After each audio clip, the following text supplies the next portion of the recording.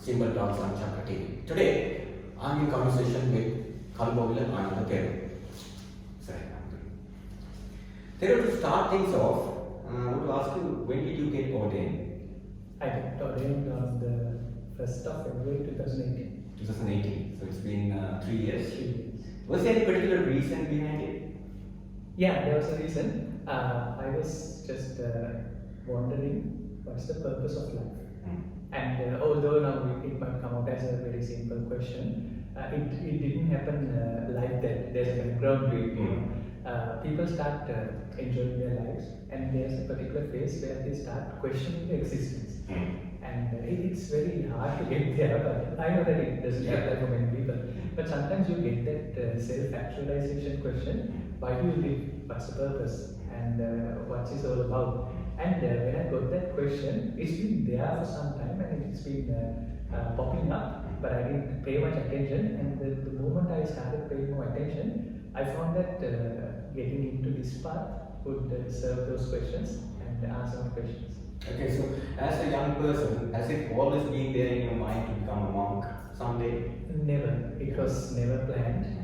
In fact, when I used to plan back, I had a 45-year retirement plan, and until that point I had a lot of other numerous activities decided, and I was planning to move abroad and stuff like that. So being ordained was never in the plan. Okay. So from being a layman, as I heard, a brand manager for a particular brand in Sri Lanka. So, and living in a monastery life, how did that change? I mean, how did you adjust your life? Was it a tough task? Actually, I think if you had to adjust to it, it would have been a tough task. But if it comes organically, it's just normal. So I think that's the marked difference. Even with this COVID situation, a lot of people had to adjust to the new normal. But in my case, I didn't have to adjust. It was organic. So there was no adjustment. I didn't change myself. I was changed. Okay. From the universe or? Well, like I said, the first thing was asking those questions. From myself. And the second part was having enough time to find an answer for that. Now, one would usually look for answers outwards. But in my case, since I did not follow a particular doctrine, Buddhism or any other philosophy, I was just more inwardly focused during a part of my life, during the last part of my life before I get ordained. And it doesn't mean that you are secluded and staying in a cave or something. You just being a normal life. I was having a business and I was quite busy as well. But at the same time, you have a little bit of me time. I think it's very important a person have this me time, because that's time for self-discovery. And when you start self-discovery, you understand the boundaries and limits of your physical abilities, your mental abilities, and your limitations of the knowledge. So far, any regrets leaving that life behind and coming into a monastery? No regrets at all. Okay. Now, Thero, I'm going to move to my next question. What exactly is Buddhism? I know it's going to be a very tough question to answer just like that, but if you can elaborate a little bit. Yeah, like you said, it's a tough question, but it might not be. There's a simple answer also. There are two ways of thinking in philosophy in general: ontological and epistemological. Now, if it's too complicated for a British person who's not conversant with philosophy, it's basically when we want to explain certain things of the surrounding, we have explanations. And why we want to explain certain things is that when we know, we feel comfortable. For example, when COVID, I take the latest example, when it popped out in Wuhan, people were not very aware of that. What exactly is COVID, what is going to do to your body, and there was a little bit of a suspension and a panic, anxiety. But once you know it, once you know throughout, this is exactly what's going to happen. If you know the parameters, then you know that you have a controllability over that. Yeah, they become accustomed to it. They become accustomed. On one way, they become accustomed. They get desensitized also. When you're faced with the same adversity throughout, you get desensitized. But on top of that, you know that there's a certain amount of controllability because you know the parameters. And then when you don't know, you come up with theories, and you can start checking it against experiments. You call it empirical. I think that's where the fear also comes in, right? When you don't know certain things. Right. The biggest fear is the fear of unknown. So whether what you know is real truth or not. If you know something and if you believe something, you can be happy and you can be less fearful.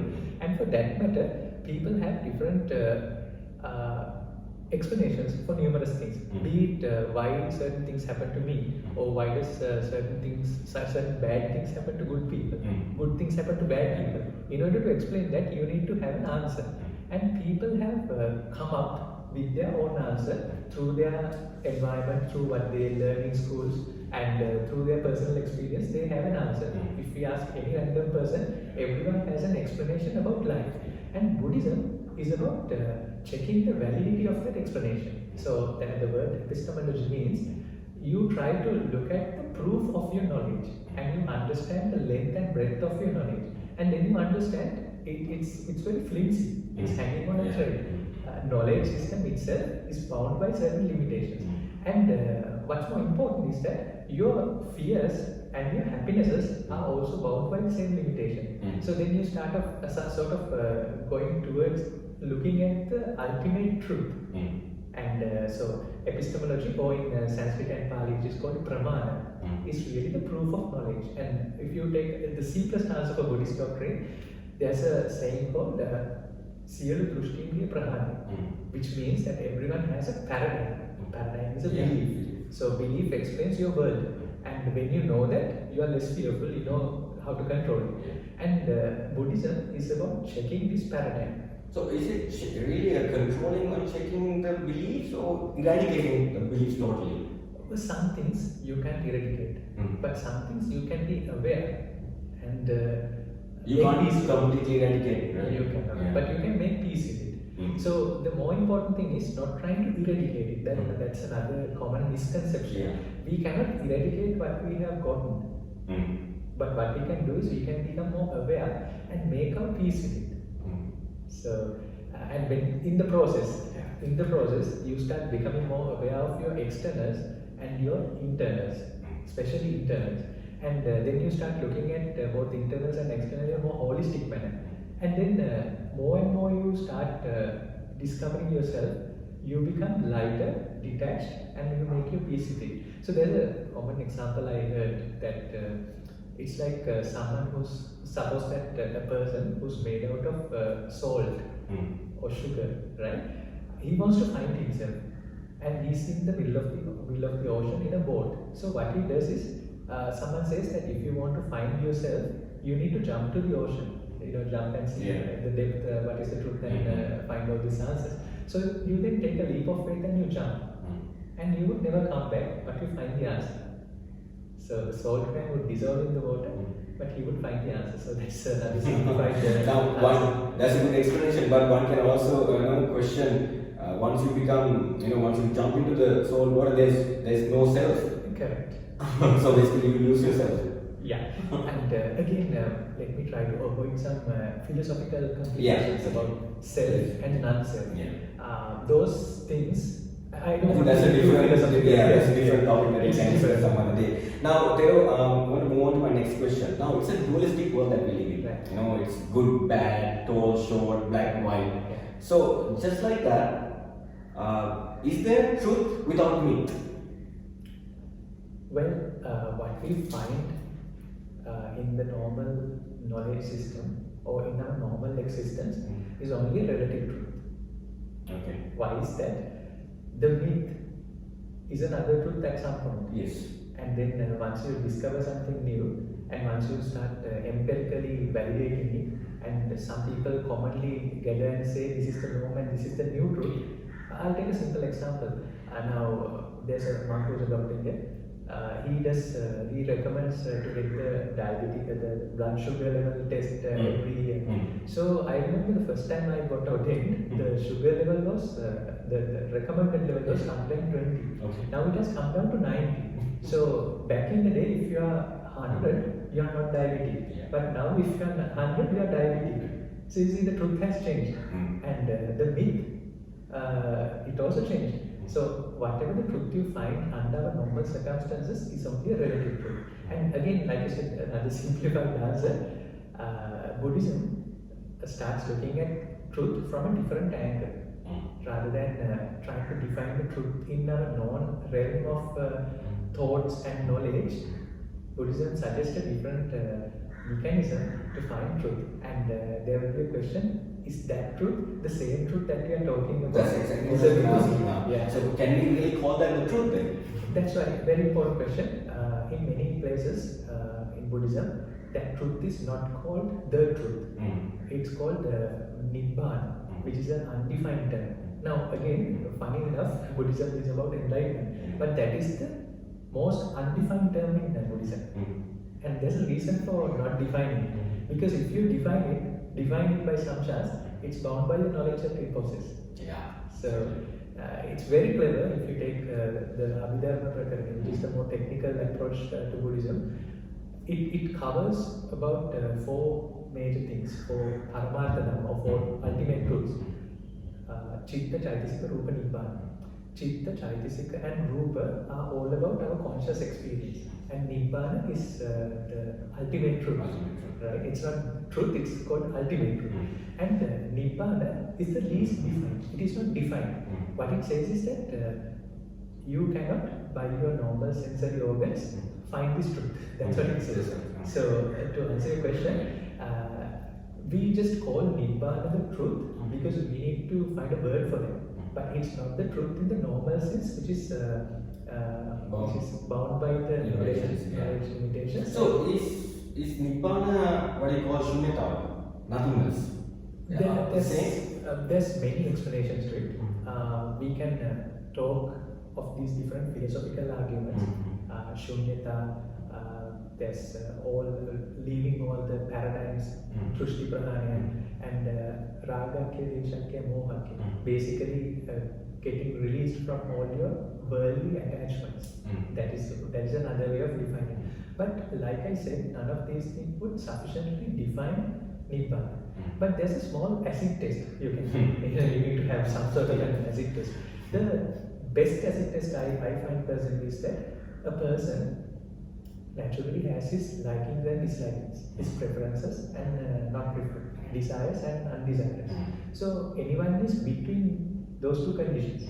So at one point you will be, if the time is good for you, if everything is perfect, you will be more towards the desirable end, and if things are not okay, you will be in the undesirable end. But regardless of whether you are desirable or undesirable, living in a condition of desire or undesire, you have this other thing called the hope.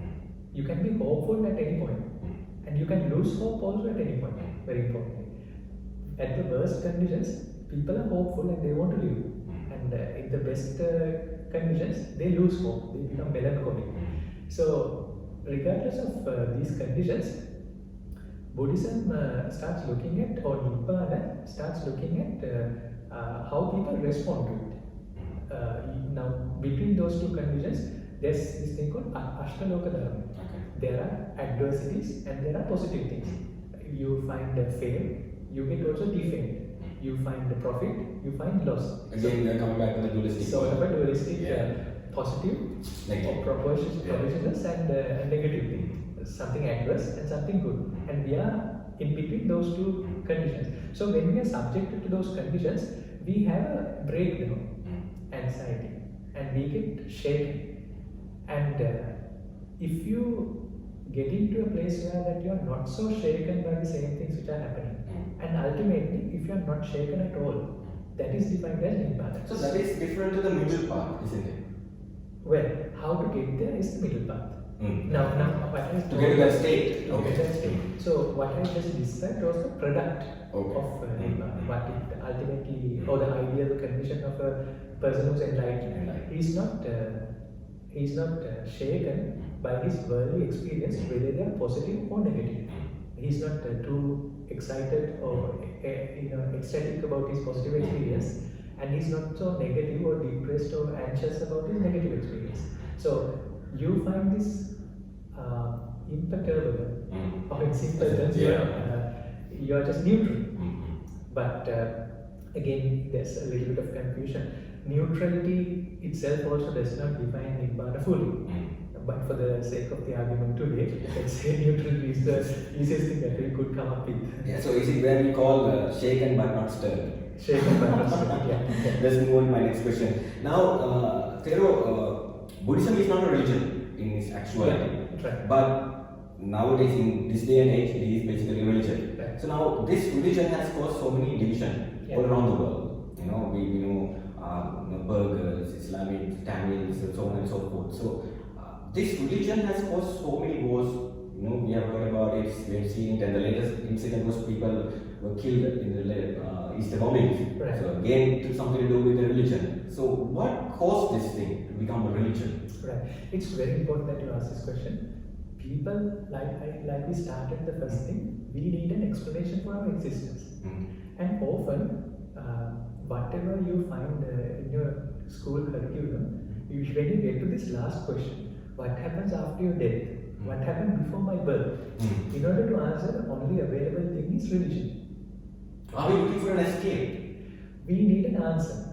Okay. We don't really need an escape. We just need an answer. So why do we need an answer? To escape, isn't it? That's what makes us comfortable. Okay. When we know, we are comfortable. We think that when we know, we have controllability over our self. Actually, the whole concept of self is about controllability. Now, I'll cut back and get to that. Now, you came on this car.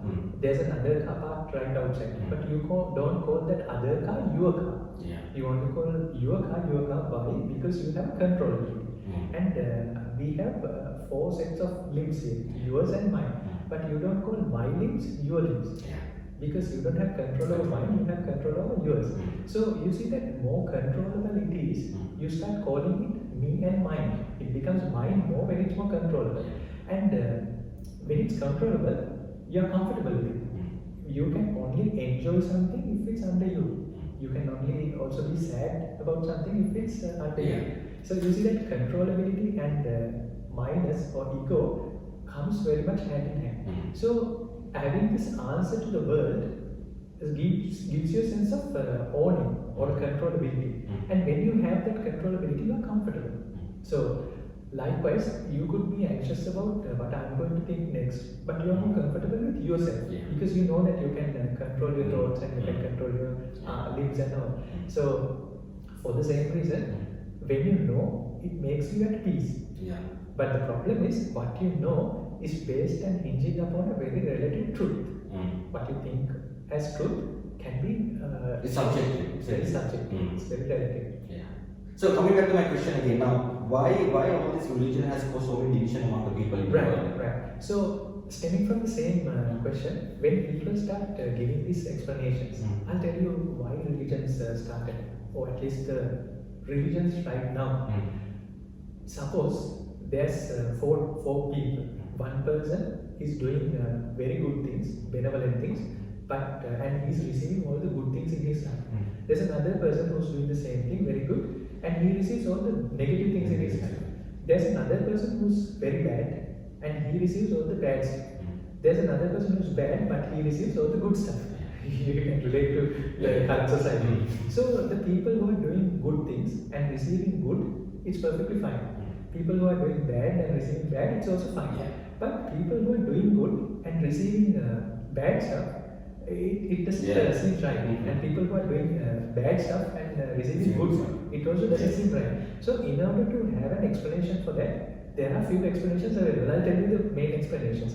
The first explanation, which is the second most favorite, is that this good person and the bad person both did something in their previous life. Karma. And that is why they are like this. So when I say karma is again the same. Karma has many different meanings. But for the sake of Sri Lankan context, karma means that something you have done on the past. And when this question actually was asked by Buddha, the same question, why are there so many religions and beliefs, right? So people have an explanation. It was your previous action. Karma is basically action. It's your previous action which gives you good and bad in this particular birth. It explains, right? So now you can be happy. You know that you are at fault. This particular argument or this particular belief is called Pubbhe Kata Hetuvaadi. Buddha says, this is not my explanation about the existence. And it might be quite shocking. A lot of people think this is the Buddhist explanation. It is not. It is very clearly mentioned. This is not my explanation of your existence. And then another set of people think, which is the most famous explanation right now today, that you becoming a good person receiving bad and a bad person receiving good is because it's the wish of the God Almighty. Yeah. It's Act of God. Act of God. It was decided. He has a great grand plan, and this is part of that plan. And you start believing in that. So you start believing in that explanation. So that's the most common belief right now. Second is the Pubbe Katharetwade or Karma Palavade, which is known right now. The other one is called Isara Nimitavade, creation of an intelligent being. And there's a third explanation is that whatever happens to you now, it's not your own doing in the past. It is not your karma. And it is not the act of the God either. It's not God's grand plan. But it's just a random activity. It's just randomness. Universe has its own laws, like the law of gravity, Einstein's energy equation. There are different laws, and these things happen out of randomness. No, it's no one's doing. So those are the three main explanations any person in the world would opt for. Now, you can't opt for two at the same time. Your belief would stay in one of those. And stemming from those three main arguments, there are so many subdivisions.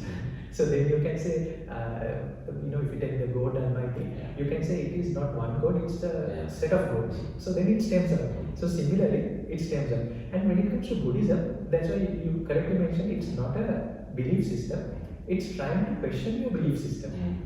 And the whole fundamental argument is that whatever sadness, grievance which occurs to you is because of a belief you have. Now, say for example, if I scold you in filth right now, in front of this camera, you can be sad.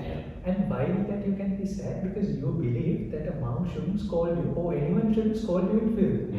Right? And you also need to know that what I told was filth. If I say Estonian or Filipino, you won't understand. So based on your belief, that's the only way that you can be sad. And so you start checking at your own belief system. And then you find, for your explanations of death and before life, you find these three main explanations.